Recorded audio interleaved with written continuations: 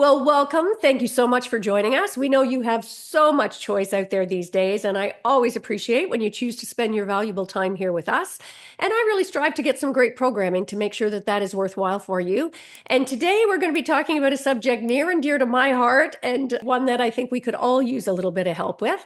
We're going to be talking with Deidre Gestrin about how to negotiate past burnout to renewed purpose. So welcome, Deidre. It's great to have you here. Yeah, thanks for having me, Cindy.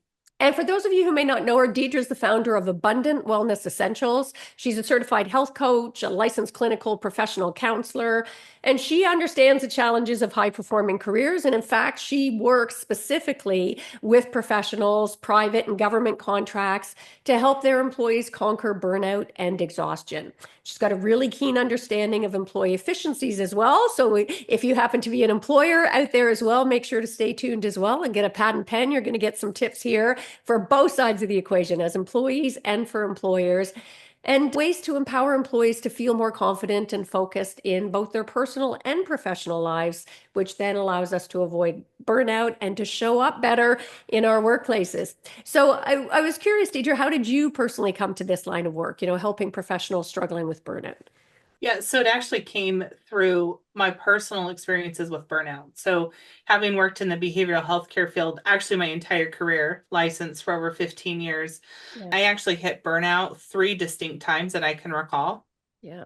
And it was through my third episode and the recovery process that I was fortunate to have that really kind of brought to light of why did I keep hitting that space Yeah. in my career and really turn my passion to wanting to see others overcome burnout. I want to see people stay in the career they chose, Yeah. right? Instead, so Yeah. many are leaving their fields to do something just very random. Yeah. And healthcare, particularly, right? We don't have enough of us. I think other fields it's the same. And so this really came out of my own journey Yeah. from kind of hitting what I might say was my rock Yeah. bottom health Well, wise.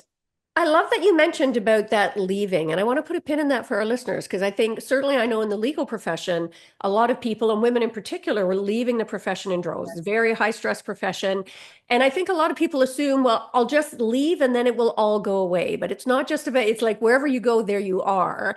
So I'd love if we could take a step back, maybe, Deidre, and that's, I probably should have started here because I think a lot of people don't really understand burnout. And I love that you were able to identify, there were three specific times. Can you define burnout for us? We hear a lot of buzz about it, but how does burnout, for example, differ from regular work stress? That is a great question. And what's interesting is the World Health Organization actually has an official definition for burnout. I did not know that. They do. And it's very specific. Their definition is very specific to work stress. And it's really the way I view stress connects to their definition. And that's we can talk about work stress. We all have stress in different areas in life and it comes and goes. But burnout is actually a step beyond stress, Yeah. right? It's where we have hit that, say, complete exhaustion. We're completely depleted. We have no desire. We don't feel that personal accomplishment at work. And really, the sign that most people are going to recognize is they're questioning what's the point? What am I doing? I Yeah. don't want to go to work anymore. Yeah. I'm not effective. And they just physically and mentally are struggling to get through the day, right? And that's really where we look at that definition of burnout from stress. We can get through stress, we can handle stress, Yeah. but we're not usually questioning what am I doing and what's my purpose. Yeah. Although certainly in law, that seemed to be the fundamental question. So clearly there's a lot of burnout happening there. And I wonder Yes. if you mentioned about the sign, one of the signs, why don't we chat for a second? Like what are some of the signs we should be looking for? Both in, and I would ask teacher if you can, like both in ourselves, what signs should we be looking for, but also, in our peers and our colleagues for our listeners, so they can maybe get those blinders off and be more aware, and we can help support each other as communities in the workplace. Yeah, yeah, for sure. And what I would say is the signs are going to be the same, right? So, first, let me say that oftentimes we don't recognize the signs within ourselves because we're the one in the middle of it and we might have blinders on or we're just so overloaded we can't Yeah. recognize it. And so the signs will be the same, right? But a lot of those signs are, I really encourage people like if things start to shift in your life. So, for example, for me on my journey in that last round of burnout, I knew I was working too much. Yeah. The job called for, when I say 24/7, I spent a year almost 24/7 at work, Wow. all day long and at night. And so that, right, obvious should be a sign of you're working too much. Yeah. We got to make a change. But really, the other things and the personal things that I encourage people to look at is those, what we would term self-care activities that you do every day. Like if certain parts of your routine stop, right? So for me, I quit getting up to work out. I quit getting up to do my morning devotional because I was so tired. I just wanted to try to sleep more. My sleep patterns shifted, Yeah. right? Stress affects our sleep. And so it's things in our routine that help us get through the day when those things stop happening Hmm. is a big indicator that you're probably headed towards burnout, if not already there. I think as far as that peer-to-peer work in the office, Yeah. um, peers who start to become cynical. Cynicism is a sign of burnout, right? Yeah. If there's somebody who used to be really positive and now they're very cynical, very negative, Yeah. that's a sign. If they're constantly saying things like, I just don't care, Yeah. right? You can tell why when people are walking around or trying to work and maybe they're sitting and just staring at their computer and not getting much done, Yeah. right? So these are all signs that people are headed to burnout. They've got that brain fog. They can't Yeah. focus. They're not getting as much done. But really, I would look at attitude, right? That cynicism, and are your own self-care things going out the window? Yeah. And then, of course, how much extra time are you spending at work that's not usual? Yeah. Yeah, that cynicism, wow, that really struck a chord with me. And I think we see that in high stress professions. And I'm glad that you called that out for our listeners, right? Regardless of whether, within your legal circle or other people that you're dealing with as well, out in the workplace and beyond, frankly. And I remember I hitting that point and having the discussion with so many of my peers where everybody was like, what, you feel like the whole system's rigged and what's the point? And just, and today, given the current political climate, I think we're seeing a lot of that cynicism, which layers on. And I want to put a pin for our listeners as well to really pay attention.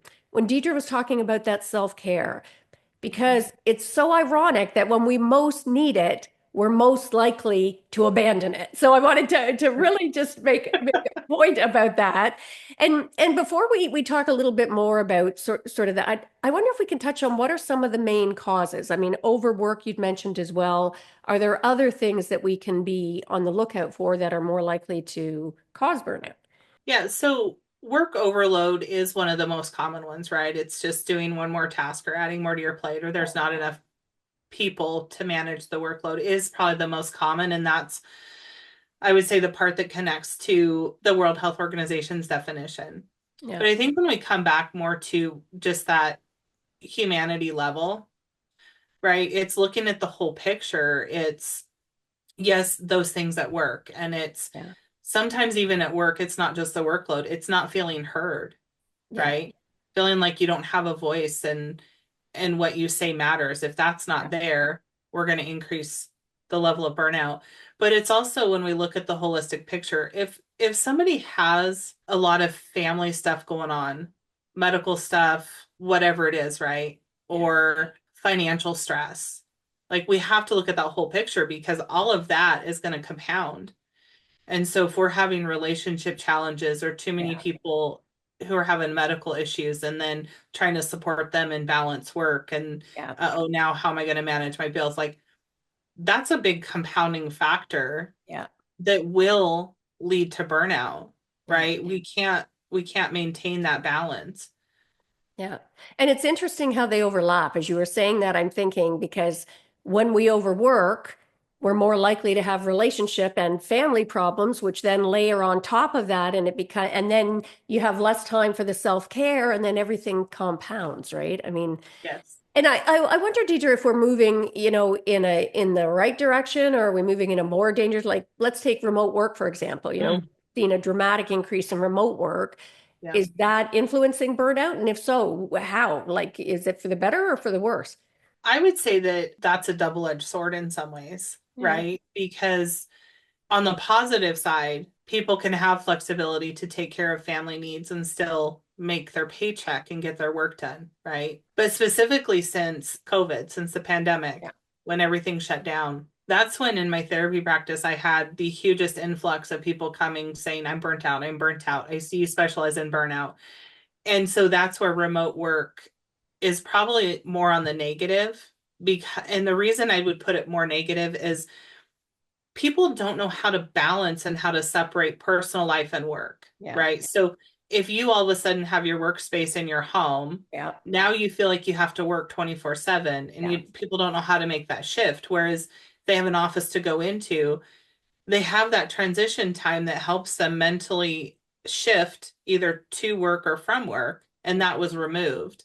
Yeah. And so until people learn that and learn more of those internal changes they need to make to create their balance and set their boundaries, Yeah. boundaries is a big part of it, right?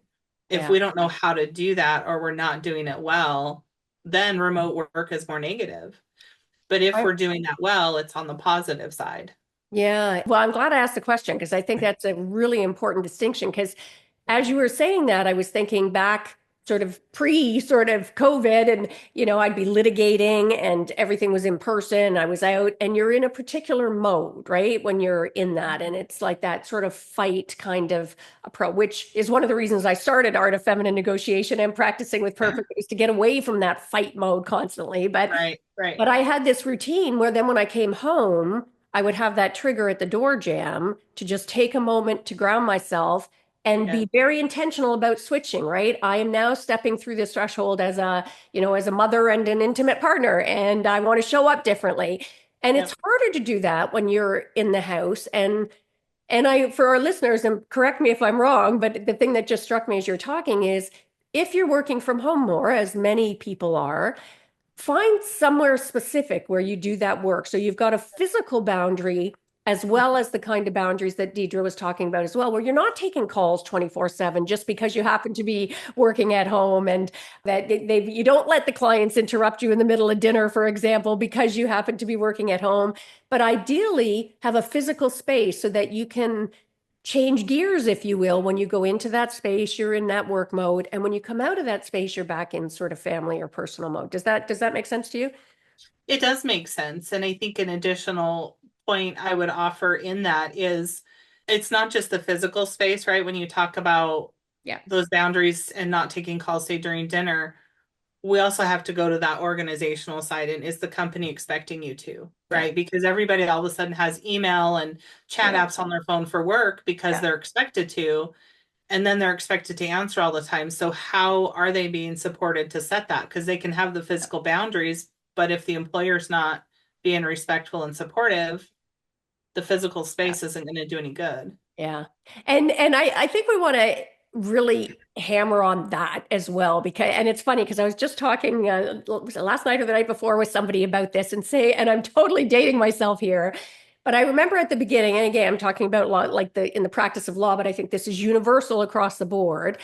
But back in the day, I sound like Monty Python, but you had your faxes, you had your different, and people didn't call you directly on cell phones. They had to go Right. through Right. the switchboard, and so your calls were all filtered. You got Yep. to manage your time in returning calls. There was never an expectation that people would be working or having to respond on weekends or evenings because you didn't have access to the documentation until you got into work the next day. Whereas now, and we seem to have become so accustomed to it. Even the courts, I find, will show up.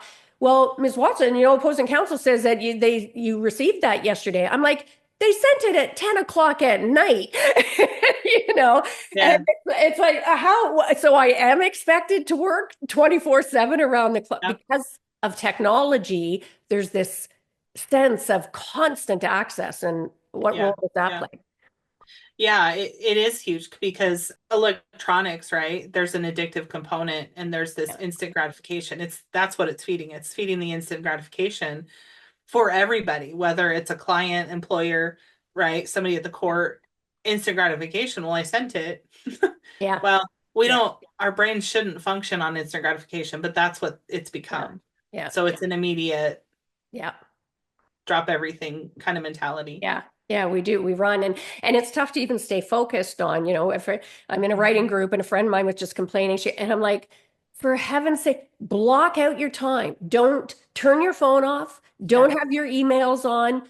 If you want to write, just write. Pick whether it's an hour or 2 hours, whatever time you want. Give yourself that boundary, as you're saying. And I want to make sure we talk a bit about sort of pre and post, if you will. So you talked about self-care. Are there other things, Deidre, we can or should be doing proactively to avoid burnout? What are your suggestions on that? Well, I would say part of it is a mindset shift, right? Because just like we're talking about getting a email or a document at 10 o'clock at night, we have to shift our mind to protect our time. But part of that mindset shift is, and this was one I had to make, work never stops. There is always work to do, right? I will never find the end. Yes. And Yeah. so I have to be the one in control that says, I will get to that tomorrow. Yeah. It is okay if it waits. Yeah. But if I can't change my own mindset, I'm going to keep myself in that state of burnout. So proactively, right? It's how do you view Yeah. work versus life, or that balance? Yeah. And really, boundaries is one of the biggest components to being proactive, right? Yeah. I recall always saying yes if Yeah. something needed done as a manager. Yes. And as I reflected back, I went, that's where I made a mistake. Yeah. If I had set some boundaries and said, no, I can't, would I have landed where I was, right? That's a Yeah. question that comes up. Yeah. Well, and let's hit on that for a moment because I think women in particular tend, I mean, it crosses gender certainly, but women in Yes. particular, given our conditioning, Yes. seem to be more susceptible to that. And you hear all the time, no is a complete sentence. And in addition to that, there are softer ways to say no if that's what you prefer, so long as Right. you still Right. maintain the boundary. Like when people are asking projects, like and I was guilty of that. I didn't just Yeah. join parent council, I became chair of parent council. They wanted fundraising, I became the chair of the fundraising committee. It was just this Right. constant, okay, okay, okay. And then it's Right. like, this sounds like a great project, a really worthwhile cause. And I think I know somebody else who might be interested. Maybe I can hook you up so that you can say your no and as well to be able to get past to set those all important boundaries. So really important stuff there. And what can we do if we know we're in sort of burnout? So, or if somebody else recognizes it in us. So when we hit that burnout stage, what are some things we can do to negotiate past it? So I think, first of all, right, we have to relook at our priorities and our values in life, because that really is what drives us, right? If I feel passionate about helping people heal, that's important. That's a priority, that's a value. But I also have to look at, do I have priorities in my personal life, right? And so when we look at our priorities and then we go, okay, these are the ones that are a must, right? Those non-negotiables, if you will, then those are the things we set boundaries Yeah. around. Yeah. And that's how we kind of start to come back, is revisiting our priorities. Yeah. Because everything that falls at the bottom of that list, right? If, say, I have 10 things on my priority list, but it's really the top four that are the most important that I Yeah. really need to do, Yeah. then those are what gets boundaries. Everything else is okay, do I need to have conversations and shift it to somebody else, or what do I do with those so Yeah. they don't just sit there or fall off, right? Oh, That's kind of, I see where we have to start. We have yeah. to look at our priorities. And interestingly, both personally and professionally, right? Certainly within the workplace. And for our listeners, I challenge all of you to do, I call it a time audit, call it what you will, Oh, but yeah. based on Yep. that sort of vase exercise, the one where if you're putting Yep. all the rocks in and the water and the sand. And, Yep. I do this often with my clients where I ask if you, and for our listeners, I encourage you, list all of the things that you would say are the priorities in your life. If somebody said to you, what are your priorities? Maybe it's your intimate partner, your kids, maybe it's writing that, the great next bestseller, whatever it is for you, write down those priorities and then just take 1 week. And this is easier for lawyers because we docket our time in point 1 6 minute increments, which is really Yeah. quite embarrassing. But for everybody, I encourage you to docket time basically. Keep track of everything, how much time you Yep. spend TV, scrolling, literally every minute of your day, trying to count for it to the extent that you can. And then at the end of the week, look back and see how much of your time is being spent on those things that you self-identified as being Yep. priorities. And I bet it is a tiny fraction. And Deidre, I just Right. wanted to circle Right. back to something you said about that no end to the work, because again, that Yeah. really resonated with me. And for our listeners, I just want to put that applies not just in the big picture that there will always be more work and we all think we're indispensable, but at some point you got to draw those boundaries, but even per project. And, I'm thinking again in our writing community, you can edit and keep working. And there's the point, at some point, there's no line that suddenly says, okay, this is done, it's finite. Same with preparing for a case. There's no Yeah. such thing. It's like permanently being the night before an exam, right? When is Yeah. too much prep? So both at the micro and the macro level, Yeah. really take Deidre's advice to heart. I think it'll be a game changer. Now, I promised at the beginning we talk a bit about for employers as well. So well, first, let them know why it matters. How does employee burnout undermine profitability for an employer? Yeah, well, really, that comes into play because if an employee's burnt out, they're not as productive, Yeah. right? They don't get as much done because the ability to think clearly is not there, Yeah. right? And if I equate it to as a mental health professional, I have to write these 15-page assessments on a new patient, Yeah. right? And if I'm burnt out, how long is that going to take Yeah. me? So let me start with when I'm functioning at my optimal. Yeah. I can complete that document after I've spent the hour and a half with a patient, and I can finish that document within an hour or Yeah. less than an hour when I'm functioning optimally, right? That's just how Yeah. I function and work. But when I was burnt out, finishing that last half hour to an Yeah. hour of writing took me 4+ hours, Yeah. right? Because I just coherently could not put my thoughts together, Yeah. formulate those diagnostic sentences I needed to put together. And so when we talk about productivity, that's just gone in the tank, right? Because Yeah. I'm not efficient. I'm Yeah. not thinking clearly. And as an employer, you want people to be productive. You want people to see on the healthcare field as many Yeah. patients as they can, right? Or Sure. to help as many people as possible. So whatever your field is, there's a set criteria Yeah. of what you're supposed to do. Yeah. Well, if you're burnt out, you're not going to meet that on a weekly or monthly basis. Yeah. Yeah. So if the employers can help manage the burnout, more resources, more training, right? And I hear a lot of times mental health, we provide mental health counseling. Wonderful, but that doesn't hit on company culture, Yeah. right? Yeah. Which culture is where you're going to hit on that bottom line, that productivity. People want to come to work, they feel included, that inclusivity, they're going to do more, Yeah. right? They might take on more.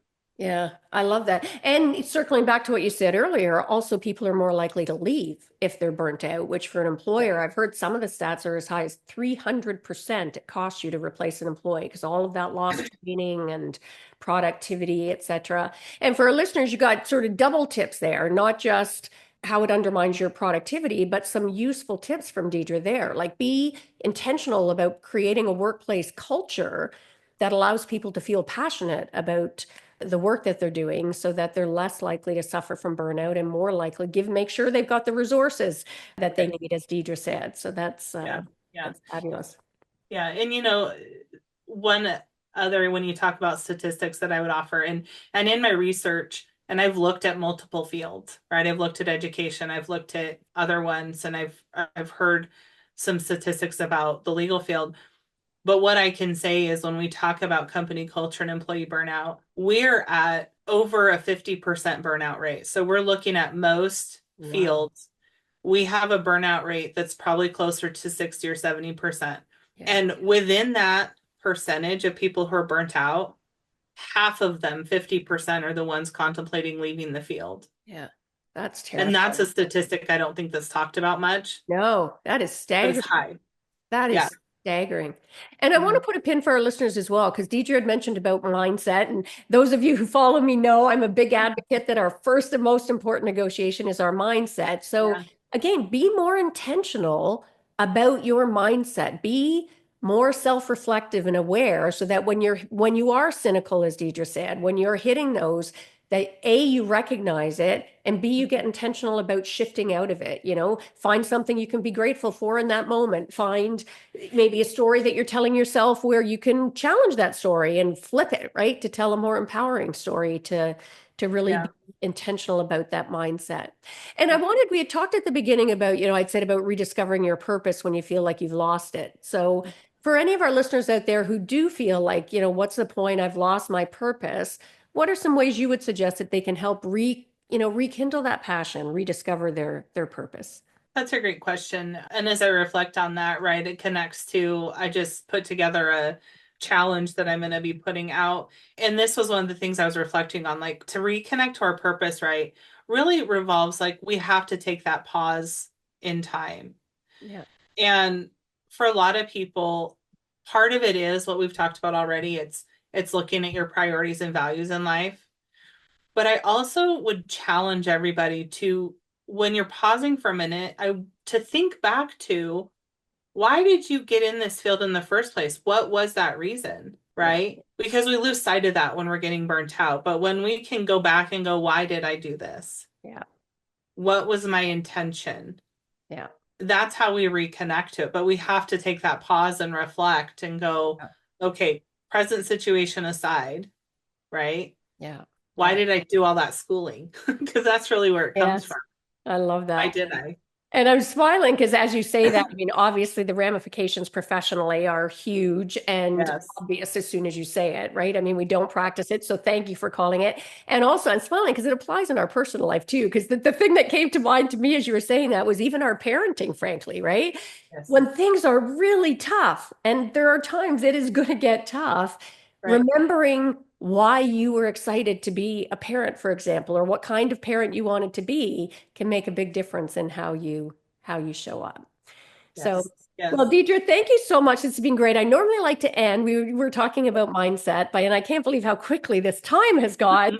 I usually ask, what's one of the greatest mindset shifts that you've had in your life? Again, it doesn't have to be on burnout, doesn't have to be on this topic at all. Just one of those aha moments that makes you see things differently or show up differently.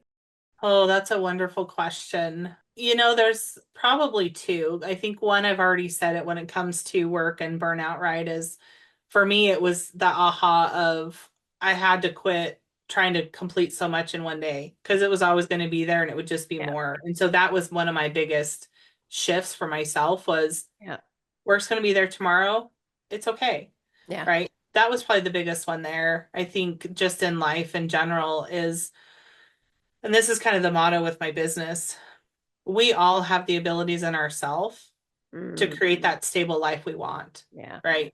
And so it's not looking for the next quick Yeah. fix, right? If you will, it's not looking at this friend or that colleague for the Yeah. answer. I have to go internal for the answer. Yeah. That's where it's at. It's that I have to connect to my own abilities Yeah. to create that stability I want. That's really kind of what I've come to believe in life and the motto of my business. I love that. And again, on so many levels, that's great, right? I mean, that applies to the grass is greener philosophy where we're always looking externally, comparing ourselves to other people. And that is certainly a recipe for an unhappy existence. So where can Right. people learn more about you? Where would you like us to send them, Deidre?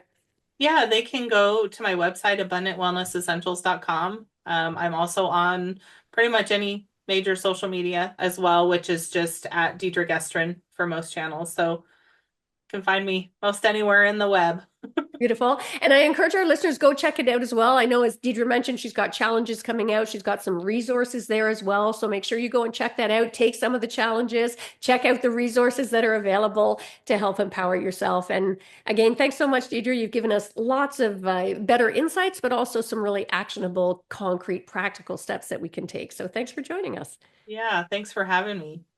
And for our listeners, loads of value in this episode. As I often say, give the gift of sharing. Share this episode. My gosh, burnout, you heard the numbers that Deidre was sharing with us here. Those numbers are off the chart. So share this episode with other people in your life who could get some practical benefit from it. Who knows, you just may be saving somebody from really falling into a severe case of burnout or at least finding their way out of it. And again, before we sign off, love to talk just quickly about some ways we can work together. I certainly teach from whether you're a seasoned attorney who's been around practicing forever and a day or a very early stage in your career. I love to jump in and help find a better way to practice, right? Be more authentic, less battle worn, and ultimately be significantly more effective in the process. And I certainly would love to opportunity to either help you personally or your firm be able to thrive and stand out while still bringing a better way to practice law to your firm. If that sounds interesting, check it out at www.practicingwithpurpose.org. And that's a wrap for this episode. Until next time, go forth and find ways that you can practice on purpose. Find a better way to practice law so you can rekindle that passion and make a difference in the world, negotiating your best life on your terms. Until next time, take care.